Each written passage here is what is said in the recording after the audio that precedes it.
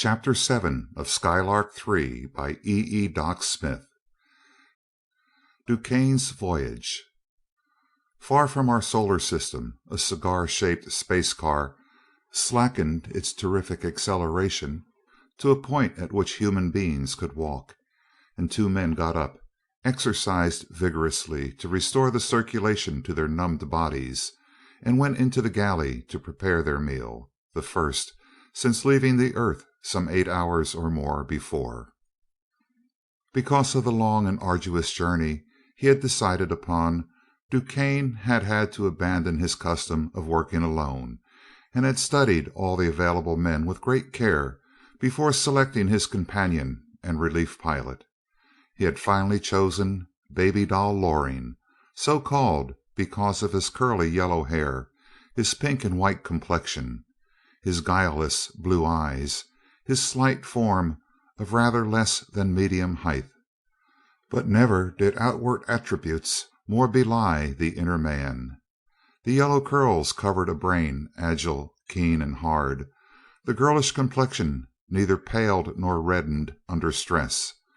The wide blue eyes had glanced along the barrels of so many lethal weapons that in various localities the noose yawned for him. The slender body was built of rawhide and whalebone, and responded instantly to the dictates of that ruthless brain.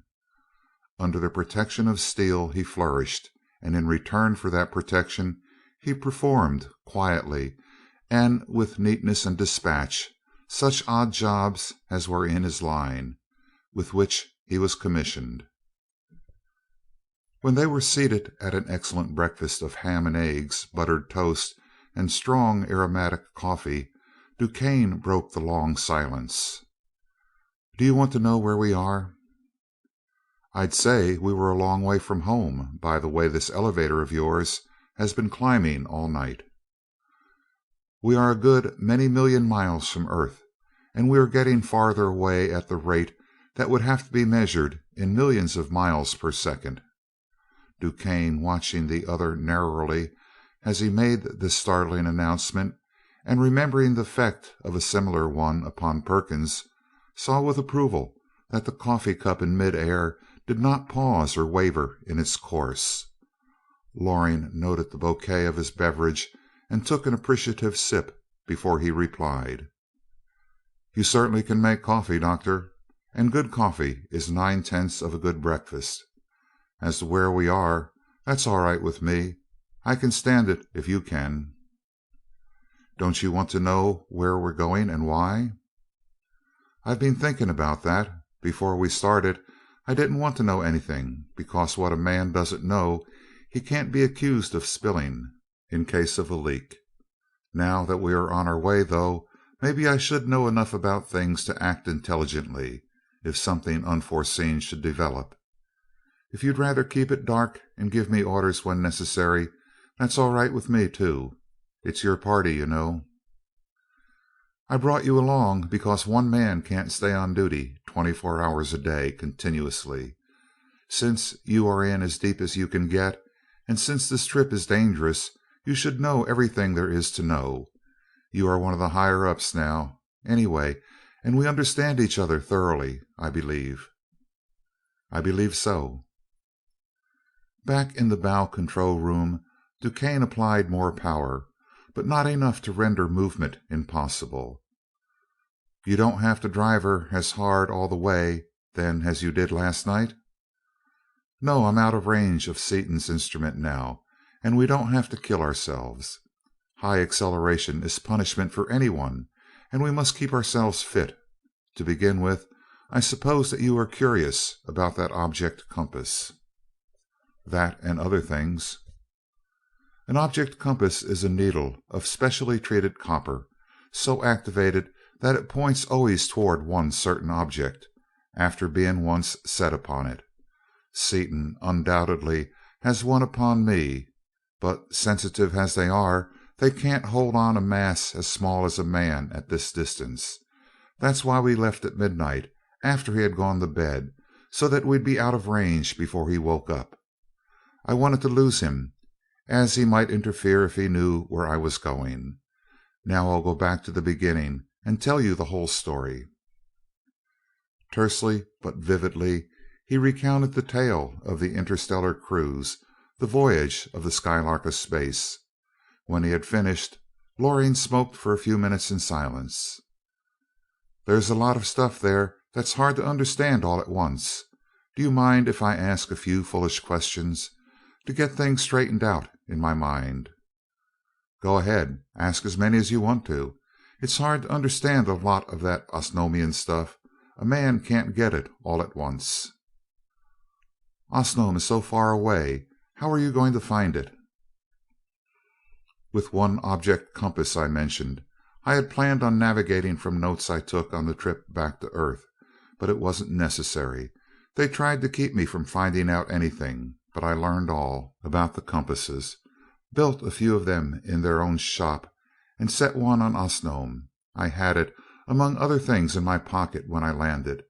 In fact, the control of that explosive copper bullet is the only thing they had that I wasn't able to get, and I'll get that on this trip." "What is that arenak armor they're wearing?" "Arenak is a synthetic metal, almost perfectly transparent. It has practically the same refractive index as air, therefore it is, to all intents and purposes, invisible. It's about 500 times as strong as chrome vanadium steel, and even when you got it to the yield point it doesn't break, but stretches out and snaps back like rubber, with the strength unimpaired. It's the most wonderful thing I saw on the whole trip. They make complete suits of it. Of course they aren't very comfortable, but since they are only a tenth of an inch they can be worn." "A tenth of an inch of that stuff will stop a steel-nosed machine gun bullet?" "Stop it? A tenth of an inch of arenak is harder to pierce than 50 inches of our hardest, toughest armor steel. A 16-inch armor-piercing projectile couldn't get through it. It's hard to believe, but nevertheless it's a fact. The only way to kill Seaton with a gun would be to use one heavy enough so that the shock of the impact would kill him, and it wouldn't surprise me a bit if he had his armor anchored with an attractor against that very contingency. Even if he hasn't, you can imagine the chance of getting action against him with a gun of that size?" "Yes, I've heard that he is fast." "That doesn't tell half of it. You know that I'm handy with a gun myself." "You're faster than I am, and that's saying something. You're chain lightning." "Well, Seaton is at least that much faster than I am. You've never seen him work. I have. On that Osnomian dock he shot twice before I started, and shot twice to my once from then on. I must have been shooting a quarter of a second after he had his side all cleared up. To make it worse, I missed once with my left hand.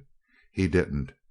There's absolutely no use tackling Richard Seaton without an Osnomian ray generator or something better. But as you know, Brookings always has been and always will be a fool.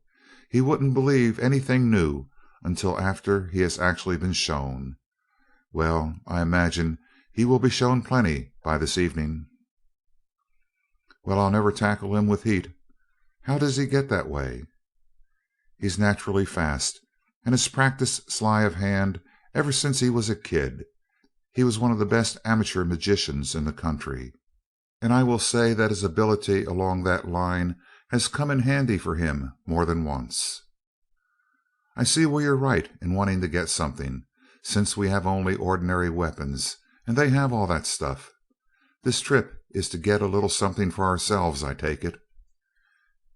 "Exactly. And you know enough now to understand what we are out here to get for ourselves. You have guessed that we are headed for Osnome." "I suspected it. However, if you were going only to Osnome you would have gone alone, so I also suspect that that's only half of it. I have no idea what it is, but you've got something else on your mind." "You're right. I knew you were keen. When I was on Osnome I found out something that only 4 other men, all dead, ever knew. There is a race of men far ahead of the Osnomians in science, particularly in warfare. They live a long way beyond Osnome. It is my plan to steal an Osnomian airship and mount all its ray screens, generators, guns, and everything else upon this ship, or else convert their vessel into a spaceship. Instead of using their ordinary power, however, we will do as Seaton did and use intra-atomic power, which is practically infinite. Then we'll have everything Seaton's got. But that isn't enough. I want enough more than he's got to wipe him out. Therefore, after we get a ship armed to suit us, we'll visit this strange planet and either come to terms with them or else steal a ship from them. Then we'll have their stuff and that of the Osnomians, as well as our own. Seaton won't last long after that. Do you mind if I ask how you got that dope? Not at all. Except when right with Seaton, I could do pretty much as I pleased, and I used to take long walks for exercise. The Osnomians tired very easily, being so weak, and because of the light gravity of the planet, I had to do a lot of work or walking to keep in any kind of condition at all. I learned Condelayan quickly and got so friendly with the guards that pretty soon they quit trying to keep me in sight, but waited at the edge of the palace grounds until I came back and joined them. Well, on one trip I was 15 miles or so from the city when an airship crashed down in a woods about a half a mile from me. It was in an uninhabited district and nobody else saw it.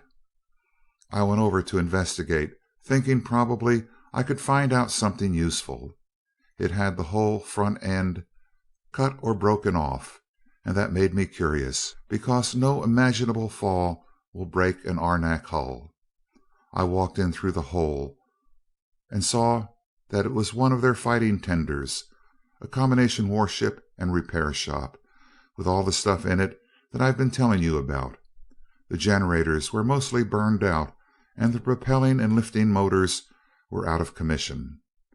I prowled around, getting acquainted with it, and found a lot of useful instruments, and, best of all, one of Dunark's new mechanical educators, with complete instructions for its use. Also, I found 3 bodies, and thought I'd try it out. Just a minute. Only 3 bodies on a warship? And what good could a mechanical educator do you if the men were all dead? 3 is all I found then, but there was another one. 3 men and a captain compose an Osnomian crew for any ordinary vessel. Everything is automatic, you know. As for the men being dead, that doesn't make any difference. You can read their brains just the same, if they haven't been dead too long. However, when I tried to read theirs, I found only blanks. Their brains had been destroyed, so that nobody could read them. That did look funny, so I ransacked the ship from truck to keelson, and found another body, wearing an air helmet, in a sort of closet off the control room. I put the educator on it. This is getting good. It sounds like a page out of the old Arabian Nights that I used to read when I was a boy. You know, it really isn't surprising that Brookings didn't believe a lot of this stuff. As I have said, a lot of it is hard to understand, but I'm going to show it to you. All that and more. Oh, I believe it all right. After riding in this boat and looking out of the windows, I'll believe anything. Reading a dead man's brain is steep, though. I'll let you do it after we get there. I don't understand exactly how it works myself, but I know how to operate one. Well, I found out that this man's brain was in good shape, and I got a shock when I read it. Here's what he had been through. They had been flying very high on their way to the front when their ship was seized by an invisible force and thrown upward.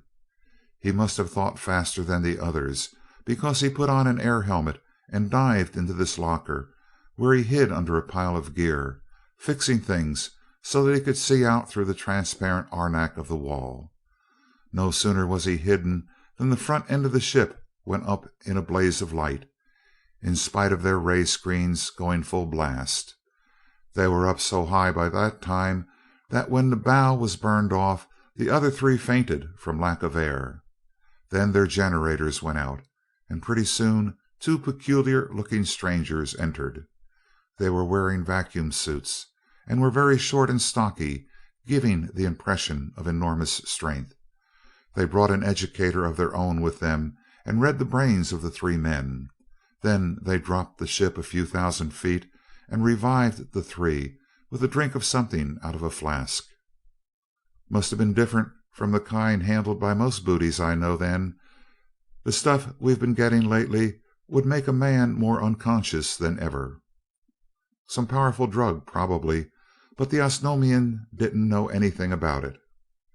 After the men were revived, the strangers, apparently from sheer cruelty and love of torturing their victims, informed them in the Osnomian language that they were from another world on the far edge of the galaxy. They even told them, knowing that the Osnomians knew nothing of astronomy, exactly where they were from. Then they went on to say that they wanted the entire green system for themselves, and that in something like 2 years of our time they were going to wipe out all the present inhabitants of the system and take it over as a base for further operations. After that they amused themselves by describing exactly the kinds of death and destruction they were going to use. They described most of it in great detail.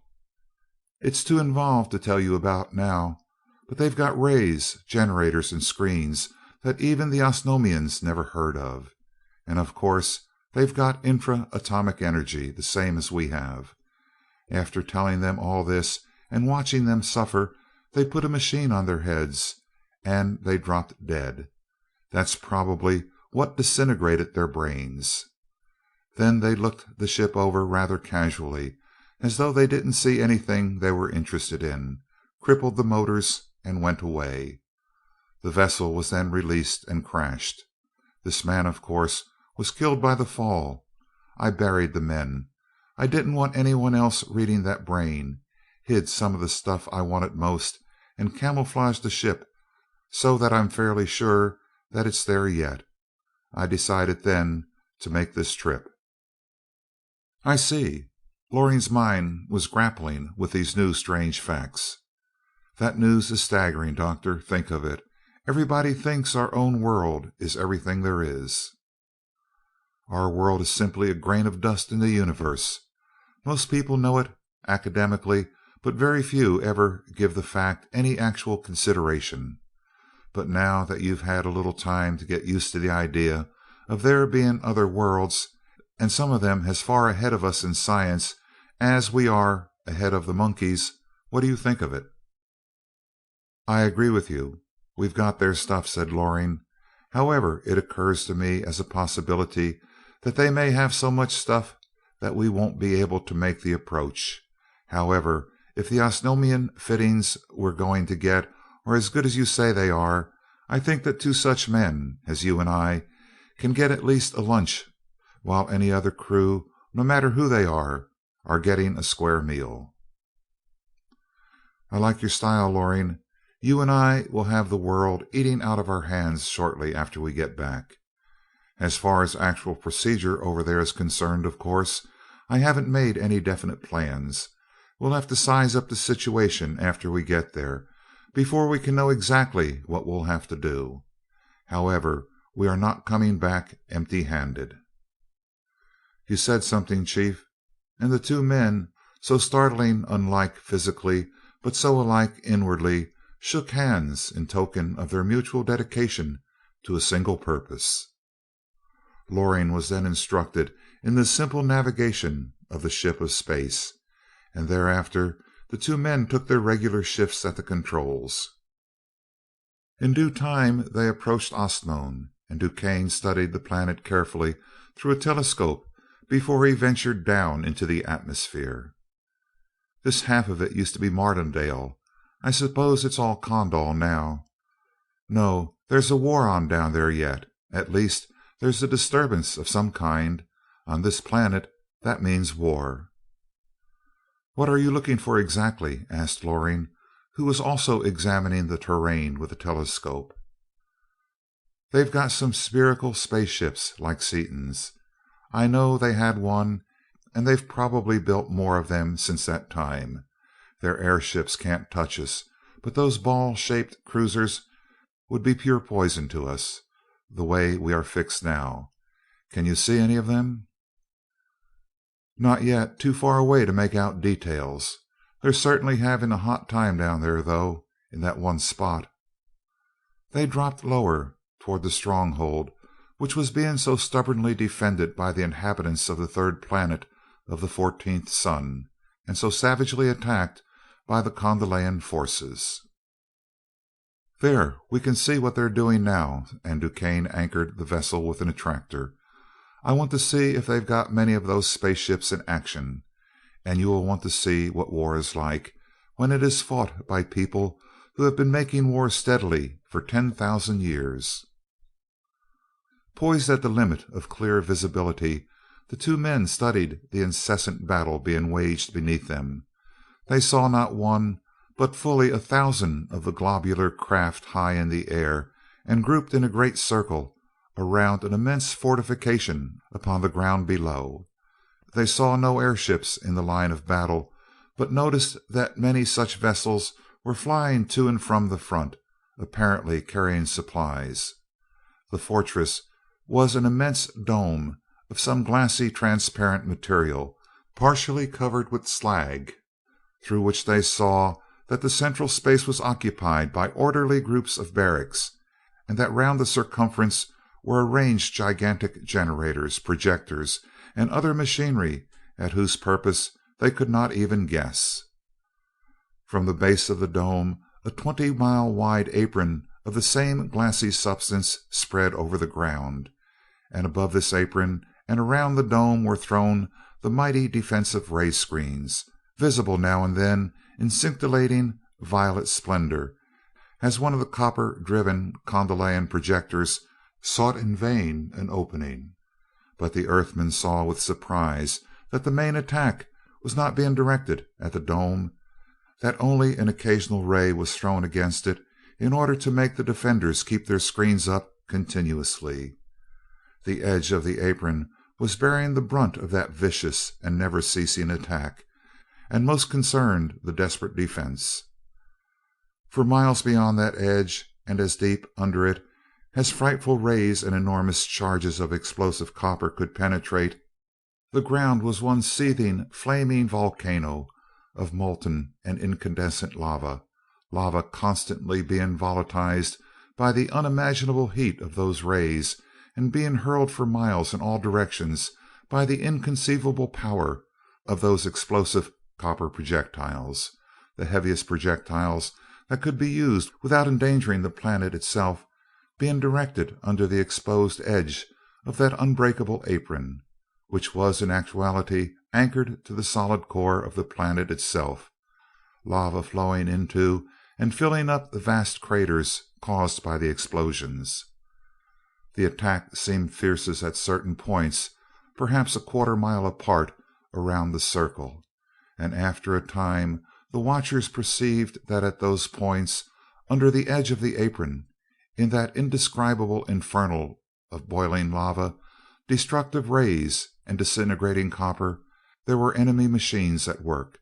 These machines were strengthening the protecting apron and extending it, very slowly, but ever wider and ever deeper, as the ground under it and before it was volatilized or hurled away by the awful forces of the Kondalian attack.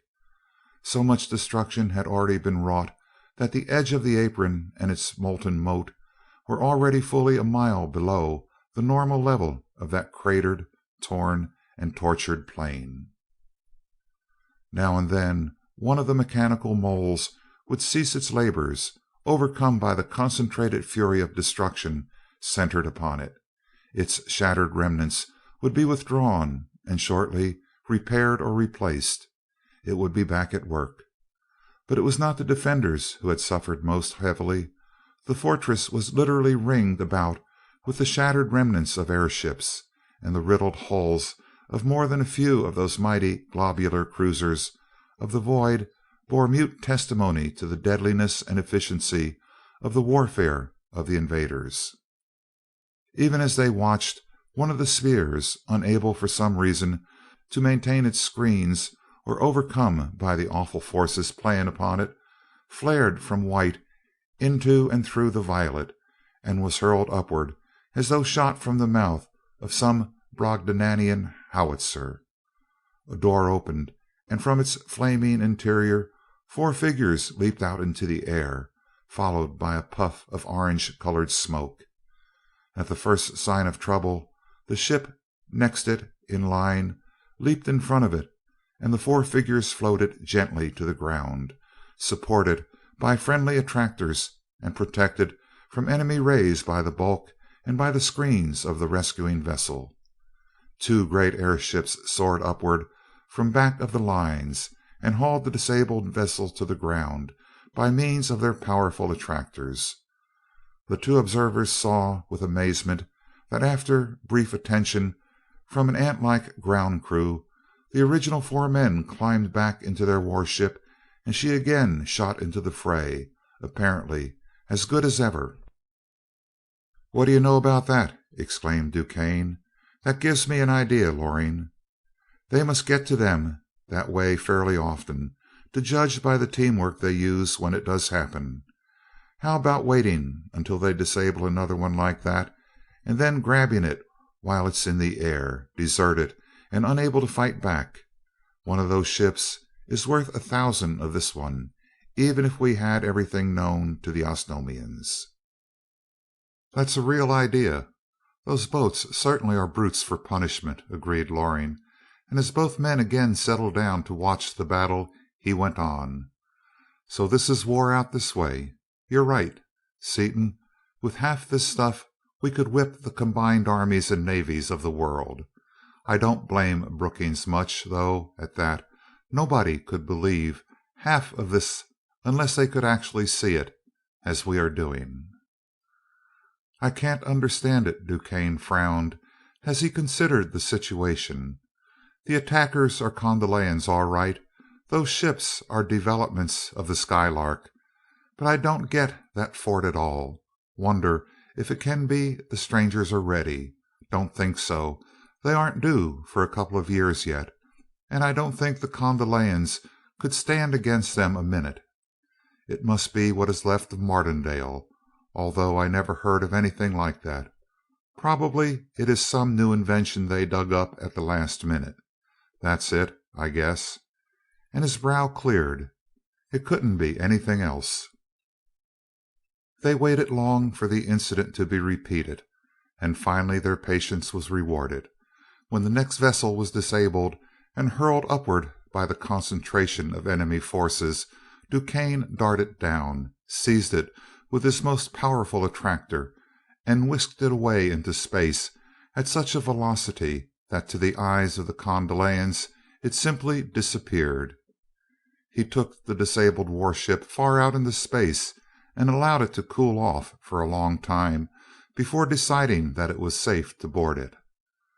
Through the transparent walls they could see no sign of life, and DuQuesne donned a vacuum suit and stepped into the airlock.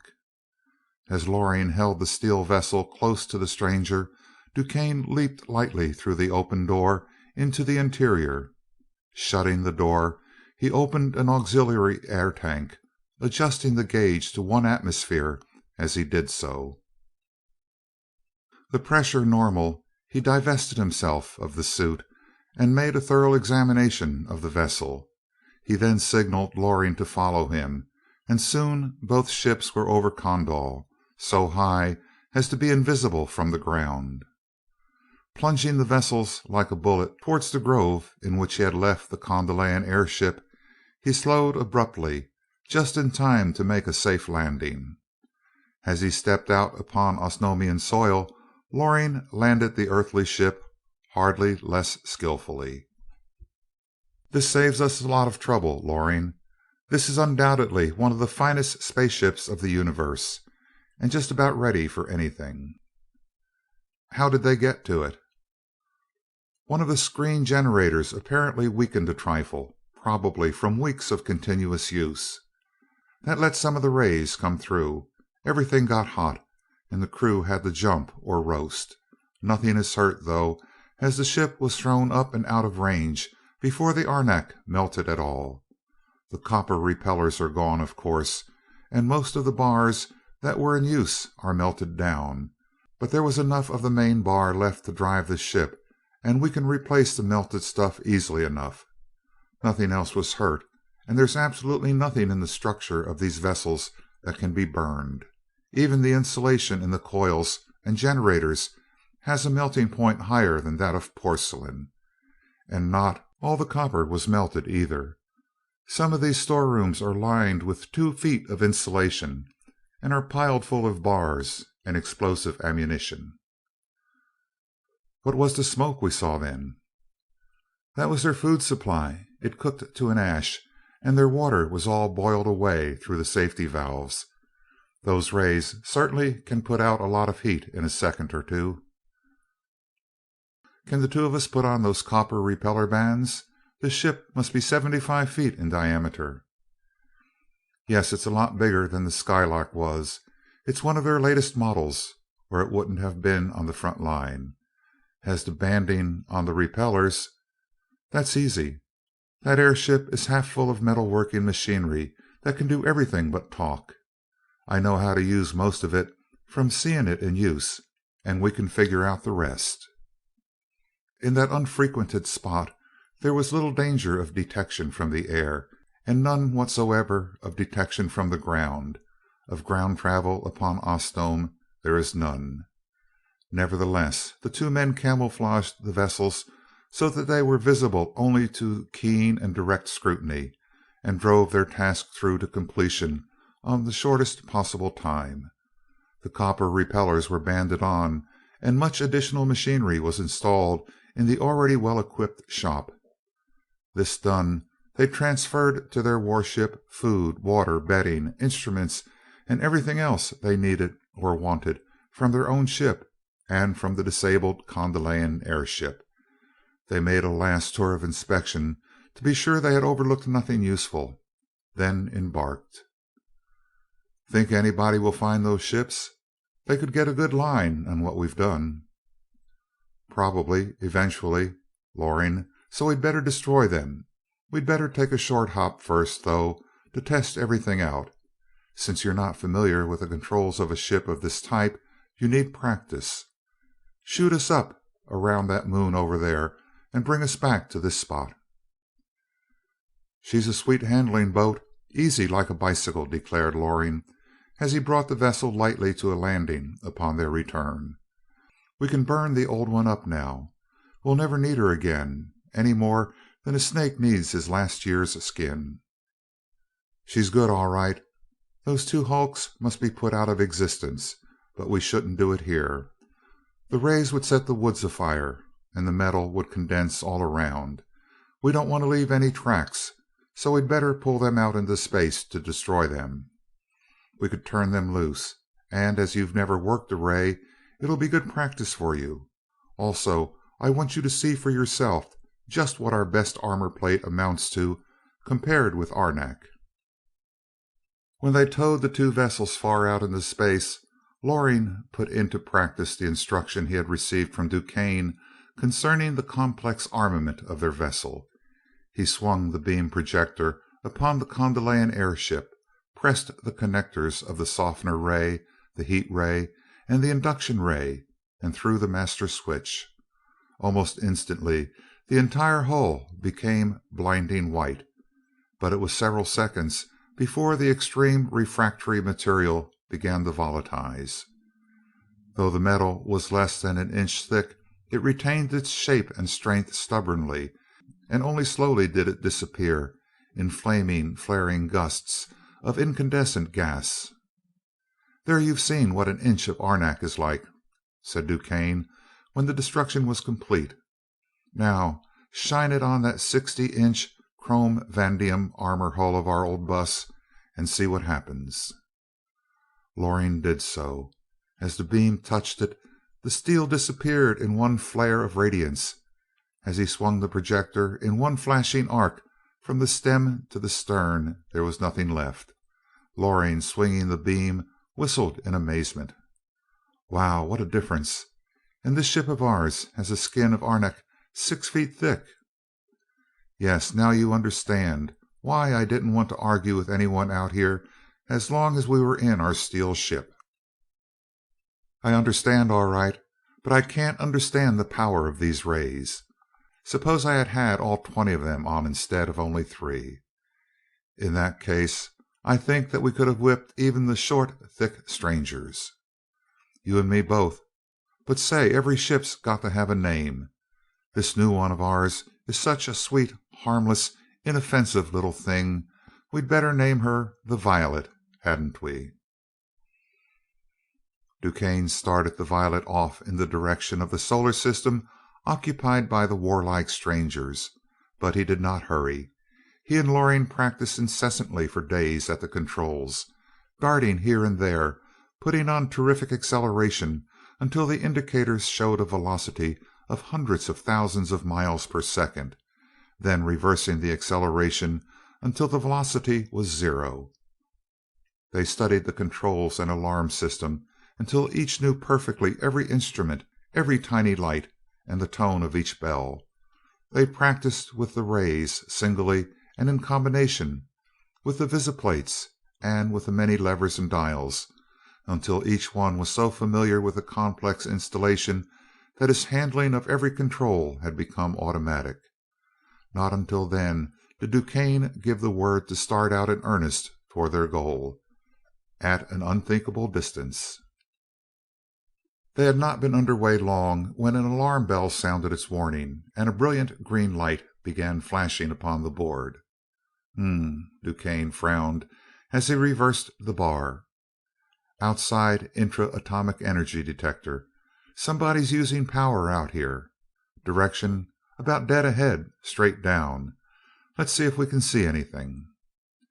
He swung number 6, the telescopic visiplate, into connection. After what seemed to them a long time, they saw a sudden sharp flash, apparently an immense distance ahead, and simultaneously 3 more alarm bells rang and 3 colored lights flashed briefly. Somebody got quite a jolt then. 3 rays in action at once for 3 or 4 seconds, reported DuQuesne as he applied still more negative acceleration. I'd like to know what this is all about, he exclaimed after a time, as they saw a subdued glow which lasted a minute or two. As the warning light was flashing more and more slowly and with diminishing intensity, the Violet was once more put upon her course. As she proceeded, however, the warnings of the liberation of intra-atomic energy grew stronger and stronger, and both men scanned their path intensely for a sight of the source of the disturbance, while their velocity was cut to only a few hundred miles an hour. Suddenly the indicator swerved and pointed behind them, showing that they had passed the object, whatever it was. DuQuesne instantly applied power and snapped on a small searchlight. If it's so small that we couldn't see it when we passed it, it's nothing to be afraid of. We'll be able to find it with a light. After some search, they saw an object floating in space, apparently a vacuum suit. Shall one of us get in the airlock, or shall we bring it in with an attractor? Asked Loring. An attractor by all means. 2 or 3 of them, in fact, to spread eagle whatever it is. Never take any chances. It's probably an Osnomian, but you never can tell. It may be one of those other people. We know they were around here a few weeks ago, and they're the only ones I know of that have intra-atomic power besides us and the Osnomians. That's no Osnomian, he continued, as the stranger was drawn into the airlock. He's big enough around for 4 Osnomians, and very short. We'll take no chances at all with that fellow. The captive was brought into the control room pinioned, head, hand, and foot with attractors and repellers, before DuQuesne approached him. He then read the temperature and pressure of the stranger's air supply, and allowed the surplus air to escape slowly before removing the stranger's suit and revealing one of the Fenachrone, eyes closed, unconscious or dead. DuQuesne leaped for the educator and handed Loring a headset. Put this on quick. He may be only unconscious, and we might not be able to get a thing from him if he were awake." Loring donned the headset, still staring at the monstrous form with amazement not unmixed with awe, while DuQuesne, paying no attention to anything except the knowledge he was seeking, manipulated the controls of the instrument. His first quest was for the weapons and armament of the vessel. In this he was disappointed, as he learned that the stranger was one of the navigating engineers, and as such had no detailed knowledge of the matters of prime importance to the inquisitor. He did have a complete knowledge of the marvelous Fenachrone propulsion system, however, and this DuQuesne carefully transferred to his own brain. He then rapidly explored other regions of that fearsome organ of thought. As the gigantic and inhuman brain was spread out before them, DuQuesne and Loring read not only the language, custom, and culture of the Fenachrone, but all their plans for the future, as well as the events of the past. Plainly in his mind they perceived how he had been cast adrift in the emptiness of the void. They saw the Fenachrone cruiser lying in wait for the two globular vessels. Looking through an extraordinarily powerful telescope with the eyes of their prisoner, they saw them approach, all unsuspecting. DuQuesne recognized all 5 persons in the Skylark, and Dunark and Sitar in the Kondal. Such was the unearthly optical instrument, and so clear was the impression upon the mind before him. They saw the attack and the battle. They saw the Skylark throw off her zone of force and attack, saw this one survivor standing directly in line with a huge projector spring, and saw the spring severed by the zone. The free end, under its thousands of pounds of tension, had struck the being upon the side of the head, and the force of the blow, only partially blocked by the heavy helmet, had hurled him out through the yawning gap in the wall and hundreds of miles out into space. Suddenly the clear view of the brain of the Fenachrone became blurred and meaningless, and the flow of knowledge ceased. The prisoner had regained consciousness, and was trying with all his gigantic strength to break from those intangible bonds that held him. So powerful were the forces upon him, however, that only a few twitching muscles gave evidence that he was struggling at all. Glancing about him, he recognized the attractors and repellers bearing upon him, ceased his efforts to escape, and hurled the full power of his baleful glaze into the black eyes so close to his own. But DuQuesne's mind, always under perfect control, and now amply reinforced by a considerable proportion of the stranger's own knowledge and power, did not waver under the force of even that hypnotic glare. "It is useless, as you observe," he said coldly in the stranger's own tongue, and sneered. "You are perfectly helpless. Unlike you of the Fenachrone, however, men of my race do not always kill strangers at sight, merely because they are strangers.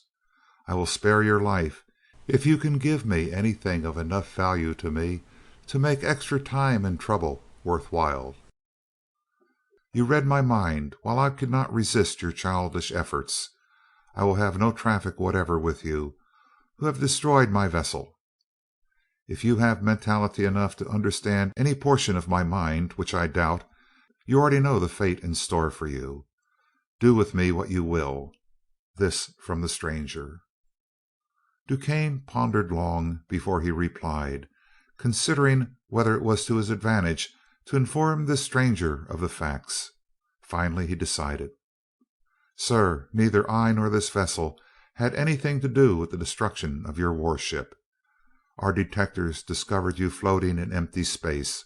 We stopped and rescued you from death. We have seen nothing else save what we saw pictured in your own brain. I know that, in common with all of your race, you possess neither conscience nor honor, as we understand the terms. An automatic liar by instinct and training whenever you think lies will best serve your purpose. You may yet have intelligence enough to recognize simple truth when you hear it. You already have observed that we are of the same race as those who destroyed your vessel, and have assumed that we are with them. In that you are wrong. It is true that I am acquainted with those others, but they are my enemies. I am here to kill them, not to aid them. You have already helped me in one way. I know as much as does my enemy concerning the impenetrable shield of force. If I will return you unharmed to your own planet, will you assist me in stealing one of your ships of space so that I may destroy the Earth vessel?" The Fenachrone, paying no attention to DuQuesne's barbed comments concerning his honor and veracity, did not hesitate an instant in his reply. "I will not. We supermen of the Fenachrone will allow no vessel of ours, with its secrets unknown to any others of the universe, to fall into the hands of any of the lesser breeds of men." "Well, you didn't try to lie that time, anyway," said DuQuesne. "But think a minute. Seaton, my enemy, already has one of your vessels. Don't think he is too much of a fool to put it back together, and to learn its every secret. Then, too, remember that I have your mind and can get along without you, even though I am willing to admit that you could be of enough help to me so that I would save your life in exchange for that help. And remember that, superman you may be, your mentality cannot cope with the forces I have bearing upon you. Neither will you, being a superman, enable your body to retain life after I have pushed you through yonder door, dressed as you are, in a silken tunic." "I have the normal love of life," was the reply, "but some things cannot be done, even with life at stake. Stealing a vessel of the Fenachrone is one of those things. I can, however, do this much. If you will return me to my own planet, you two shall be received as guests aboard one of our vessels, and shall be allowed to witness the vengeance of the Fenachrone upon your enemy. Then you shall be returned to your vessel and allowed to depart unharmed." "Now you are lying by rote. I know just what you'd do," said DuQuesne. "Get that idea out of your head right now. The attractors now holding you will not be released until after you have told all. Then, and only then, will we try to discover a way of returning you to your own world safely, and yet in a manner which will in no way jeopardize my own safety. Incidentally, I warn you that the first sign of an attempt to play false with me in any way will mean your instant death." The prisoner remained silent, analyzing every feature of the situation, and DuQuesne continued coldly: "Here's something else for you to think about. If you are unwilling to help us, what is to prevent me from killing you and then hunting up Seaton and making peace with him for the duration of this forthcoming war? With the fragments of your vessel, which he has, with my knowledge of your mind, reinforced by your own dead brain, and with the vast resources of all the planets of the green system, there is no doubt that the plans of the Fenachrone will be seriously interfered with. Myriads of your race will certainly lose their lives, and it is quite possible that your entire race would be destroyed. Understand that I care nothing for the green system. You are welcome to it if you do as I ask. If you do not, I shall warn them and help them simply to protect my world, which is now my own personal property. In return for our armament and equipment, you promise not to warn the green system against us? The death of your enemy takes first place in your mind." The stranger spoke thoughtfully. "In that I understand your viewpoint thoroughly.